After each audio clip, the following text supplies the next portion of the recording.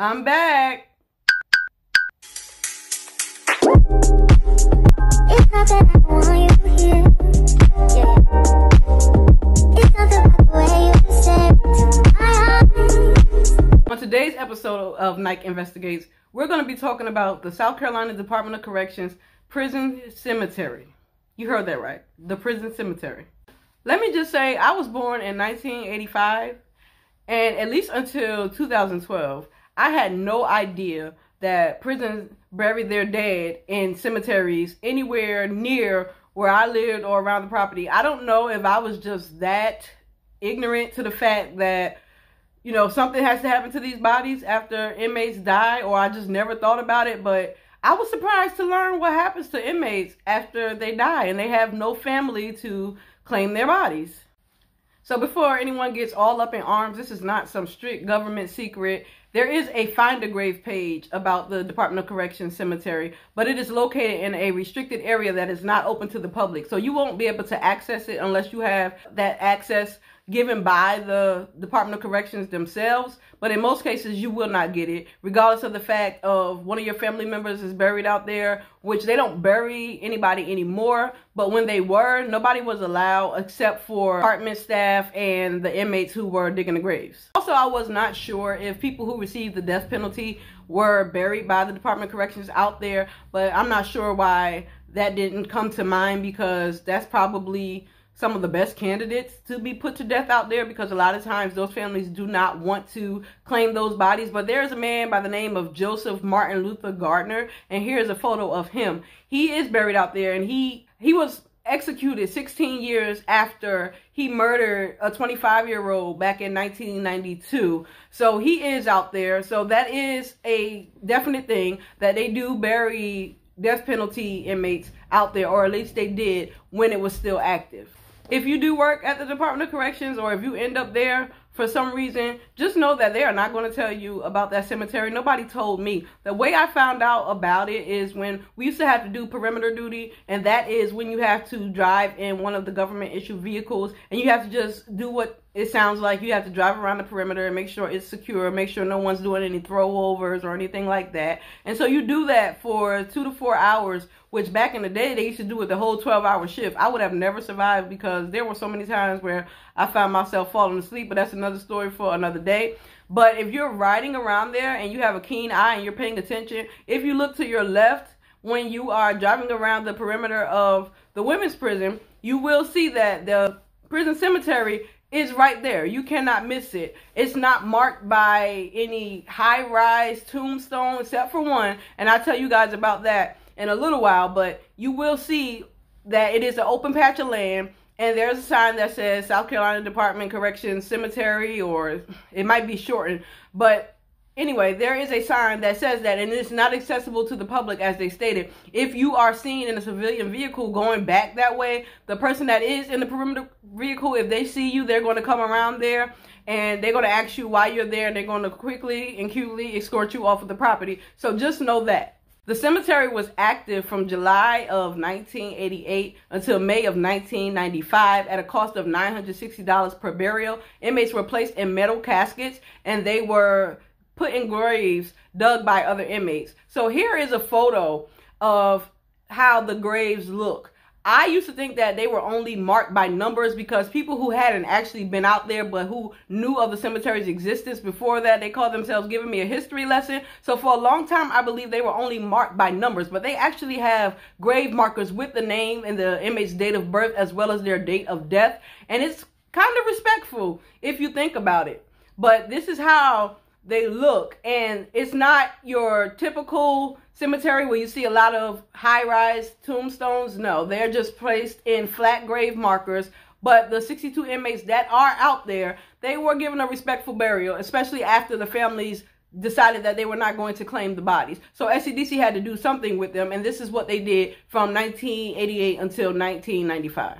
The inmates were also embalmed and brought to the cemetery in a hearse. So it was almost like a normal funeral, only the family members were not there. All in all, it is a dignified burial, which I think is really good on the state's part. I don't normally have a lot of good things to say about the State Department of Corrections, but that is a good thing. You know, if they're going to bury the inmates, in the policy it does state that they are guaranteed a dignified burial, and I think that's about as dignified as it gets. And they also foot the bill up until $150 for a granite headstone. I was surprised to learn that these inmates were actually embalmed. I'm curious to know who actually did it, if they send them off to funeral homes, which that's probably what's going to make the most sense, because the doctors in the Department of Corrections, Did you not, or did you not come for me today? So you might be wondering what happened to these inmates after they stopped burying them. Well, the department actually started to cremate these inmates, and probably because of cost, because if you think about it, $960 an inmate is kind of steep, and you have to realize that inmates are dying every year in the Department of Corrections, and not every family is going to want that body. They might have burned bridges in life. They might have been a problem, or the family just simply wrote them off a long time ago. So we can't just incinerate the body. You know, you just got to find out first what's going to happen, and instead of just leaving them there or donate the body to science, you know, they're going to cremate the inmate now that the cemetery is out of use. But it is a nice cemetery. They keep the grounds cut. It's not like overgrown or anything like that. It is really like a cemetery. And I was surprised to learn that a lot of states have like an open cemetery, like Georgia Department of Corrections. If you drive down a certain highway, you're going to see the Department of Corrections cemetery, and they're all marked by crosses. And if I can find a photo of that, I'm going to insert it, because SCDC would never. You're not going to be able to publicly access these grave sites. But I'm told that in like Georgia, that no family members come, which is not surprising, because that's the same thing with the Department of Corrections. I mean, the whole point of them burying the inmate in the first place is because the family doesn't want to do it. But it's just like a highway that you drive down and you see a bunch of grave markers, and you know that is the prison cemetery. That is the weirdest thing to me. Georgia's not the only one. There's Kansas, there's Iowa, there is Arizona. There are a lot of places that actually have those graveyards out in the open. So now it makes me wonder why SCDC made it like a private area. Was it like a petty thing? Well, you didn't want them in the first place, so, you know, we're putting them out here. Give me a P. Give me a E. Give me a T. T. Y. Or is it just the fact that that's where the land was? I mean, questions that need answers. But I just really was surprised that a lot of these cemeteries allow that to be out in the open. And maybe because South Carolina is so restrictive and it's so different, that just strikes me as something. But I mean, you don't have access to inmates like that when they are locked up. So in death, it kind of, I don't know, it just boggles the mind a little bit. Maybe I'm by myself in that, but I just never thought about it. So imagine you work night shift and you're given perimeter duty, and every time you go around the area, you're looking at this cemetery. You know, your mind can start to play tricks on you. I know mine used to, because I used to look over there and I used to wonder, like, I know that they're all dead rationally, you know, that they can't hurt me, but it's just the fact of riding in the darkness with nobody else out there. Because where I was working at, the other women's facility, which is now a male facility, it was over there, but they did not have a perimeter vehicle because it was like an open yard. It was a level 1 prison, so they didn't have that. So really, you were out there by yourself, unless people were coming back and forth to go to work or to pick up somebody or something like that. But for the most part, especially when you go around that back, and there is a pavilion all the way past that cemetery, and in the daytime people will go back there to like go to meetings and everything like that, because they do have like a conference office back there where you can go and have those types of events and trainings and everything like that. But for the most part, you are back there by yourself, so you're steadily going around this building, and the cemetery is off to the left, and it is a dark place. There is no lighting out there except for the light poles that do exist around the actual prison itself. But it is a really eerie and scary thing if you are in that mindset and you're really thinking about it. Which me, I internalize everything. I think about everything, especially if I'm by myself and I'm looking, and because I'm so curious and because my nature is to take in everything that's around me, especially if I don't have all the answers about it. I used to look at that thing, and it used to scare the living mess out of me. And I used to be so glad when they told me that my perimeter duty was over, because I hated going back there. When I started working day shift and I had to do the perimeter duty, it wasn't so bad because I could actually see. You know, police services would go and they would park there and do their investigative things, or I don't know exactly why they were in the area, but I used to see them a lot. They would be parked in that open area and they would just be in their vehicles writing the clipboards and stuff like that. I still don't know why they did that, but it just felt like an extra layer of protection. Once again, rationally, I know that they couldn't hurt me, but it was just a mind thing. And you may or may not be surprised to know that the vast majority of inmates have family and friends who love them. They get visits from their mothers, fathers, friends. I mean, it's not like an all the time thing, but occasionally SCDC does have to dispose of a body after death, and that is exactly what happens. They'll go ahead and they will cremate them now, but back then they used to have an actual funeral for them. I'm not sure who was in attendance. I would like to know that. Was it just like the people who had access to that? Was it just the inmates, like, or did they allow, I don't know, like priest or something to give them the last rites? I really don't know if it was like an actual eulogy, or they just took them there in a hearse and they just started the burial process immediately. That is something that I would like to sit down and ask somebody, because now that I'm thinking about it and I'm talking about it, I'm really curious about that. Like, how did those services go, or was there a service at all? I saw death a whole lot in the Department of Corrections. You know, I gave a story time the last time about the time I watched a white supremacist commit suicide. That was not the only death that I saw. I went to the morgue. I've seen a lot within those ranks, but I guess it never occurred to me what's going to happen after the fact, because I'm really thinking that a lot of these people have families who want to collect their bodies, who really care about the fact that they are no longer with us. But there are people who are really, really bad people, and not all of them. Some people just need rehabilitation, but for the people who just go out there and burn bridges and everything, those people don't want anything to do with them. And you know, you have to really think about it, that these families a long time ago decided that they no longer exist, so they're not going to do anything with it. And that was the need for prison cemeteries in the first place. It's kind of sad if you think about it. It's really sad. I remember the first time that I went down to the morgue, there was a lady's body, and she wasn't a prisoner, but she was in there in that morgue for at least a few months. And I asked why, you know, because the person who was giving me the tour of the morgue was telling me how long she had been there. And I'm like, why? Why would they leave her there that long? You know, she had not been sent for autopsy, nothing. And they said her family wanted nothing to do with her. Like, they didn't care what happened to the body. They just left this lady sitting in the morgue. They couldn't have a funeral, nothing, because the hospital is not going to do that. But of course, they're not going to tell me whether or not they're just going to cremate her or something like that. But I remember when our inmate was going out, they were going to Newberry for autopsy. They said that they were going to send the lady along to finally have her autopsy done, because she had been there for at least 3-4 months without anybody coming to claim her. So think about it with inmates. If they burn bridges in life and they've been locked away for all these years, I think the longest person in the department right now that is serving time has been in prison since about 1973, 1974. So you think about that. And they're elderly at this point. So a lot of their family has died off, especially the people who would be responsible for something like that. You know, these guys and these people that are buried out there, and I think it's all men. Don't quote me on that, but I think it's all men.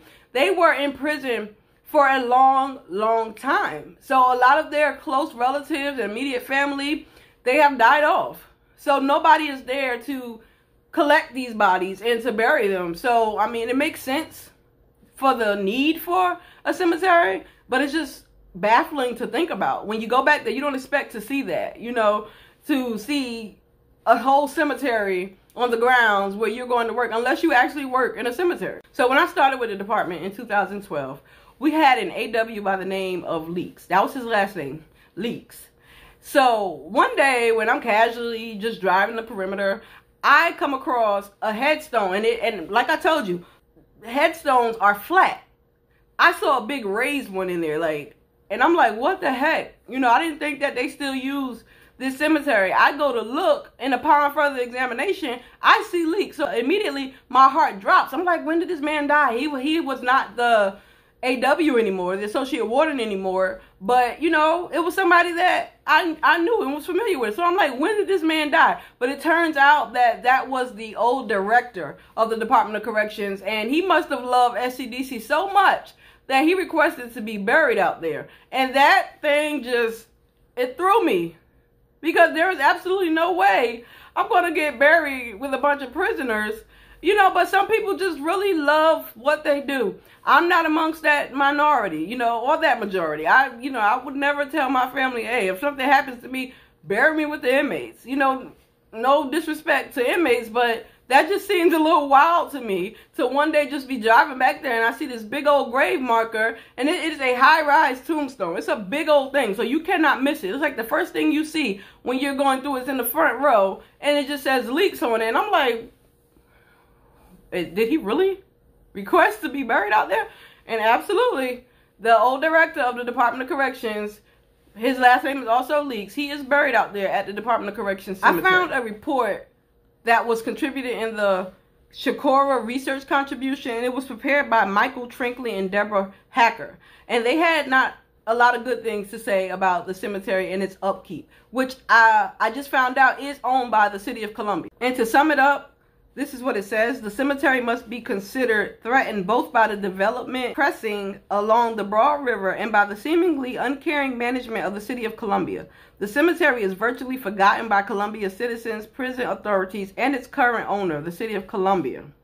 This study, as well as the very large number of burials that have taken place on the property over the past 90 years, the cemetery requires and deserves a far higher standard of care than it has received over the past 20 years. In addition, should the cemetery ever need to be removed, it is important to realize not only the very large number of burials on the property, but also the extraordinary information held by the cemetery. So what information that is, I am not sure. But these people seem to believe that the cemetery has long since been forgotten and that it deserves a higher standard of care. I'm not sure how much higher the standard of care could be for a cemetery that is no longer in operation. As I stated before, it is well kept. You know, every time I've ever gone past it, the grass has been cut. It's, you know, it doesn't look overgrown or wild. You know what is there. You can see the markers from afar off. Like, it's very recognizable.